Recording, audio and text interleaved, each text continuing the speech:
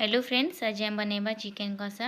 प्रथमे चिकेन कषाटी बनैबा तार मसलाटी प्रस्तुत करनबा।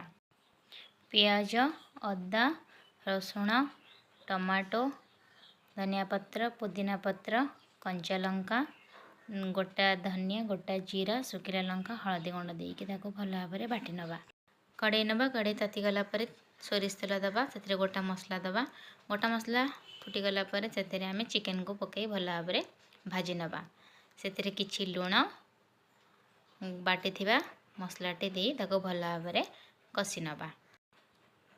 चिकेन टिके हे आसिला परे आमे सेथेरे किछि लंका गुंड, गरम मसला दे ताको भल भाव में गोळे नबा। छणा आलू भी मध्य पकई पारिया। मु छणा आलू पकईली, छणा आलू नबा।